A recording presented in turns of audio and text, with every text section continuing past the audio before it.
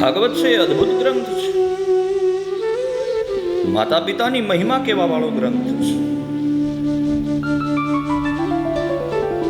ભાગવત મહાપુરાણમાં એવું કહેવામાં આવ્યું કે કોઈ માણસ એક દિવસ એક ઘડી આધી ઘડી આધીને તુલસી સંગત સાધુ કી તો કટે કોટી કરોડો જન્મના કરેલા પાપ બળીને ભસ્મ થઈ જાય. કોઈ એક વાર ભાગવતના મંડપમાં આવીને કથા કરે.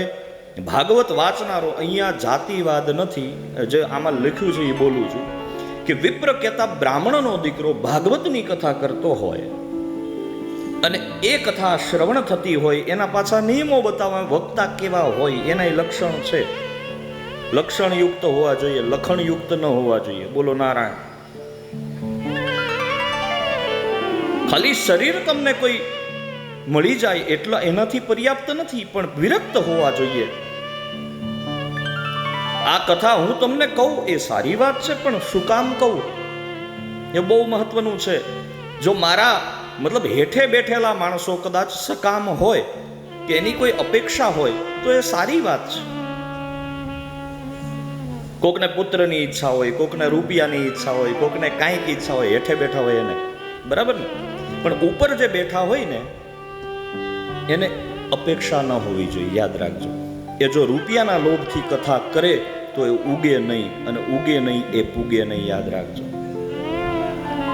આ કથા મને યાદ કરવા દો. આજે પરમ પૂજ્ય પ્રાતસ્મરણીય ડોંગરેજી બાપા, પૂજ્ય ભાઈશ્રી, પૂજ્ય બાપુ જેવા સંતોએ જે વાવેતર કર્યું છે અને સમાજે જેટલું આપ્યું એની કરતા 1000 ગણું કરીને આપ્યું છે. ये व्यासपीठ का प्रसाद समाज के लिए है. વિરક્ત હોવો જોઈએ. વૈષ્ણવ કેતા વિષ્ણુ સંબંધી તંત્રનો ઉપદેશ લીધો હોય, વૈષ્ણવ હોય એ જ કથા કરી શકે. ભગવાન નારાયણની કથા છે તો એ વૈષ્ણવ હોવા જોઈએ. વિરક્ત વૈષ્ણવ વિપ્ર કેતા બ્રાહ્મણનો દીકરો, વેદ શાસ્ત્ર વિશુદ્ધિકૃત, ખાલી આમનમ બે ચાર પેલું આવડી જાય પછી બેસ એમ નહીં. વેદ શાસ્ત્રનો પારંગત, વિધિયુક્ત, ભણેલા ગણેલા હોય ને પછી વ્યાસપીઠ ઉપર બેસે. વેદ શાસ્ત્ર વિશુદ્ધિકૃત, દાખલા દેવામાં કુશળ હોવા જોઈએ. સિદ્ધાંત કદાચ સામાન્ય ગામડાના લોકોના મગજમાં ન બેસતો હોય તો એને સારી રીતે સમજાવી શકે એવા હોવા જોઈએ.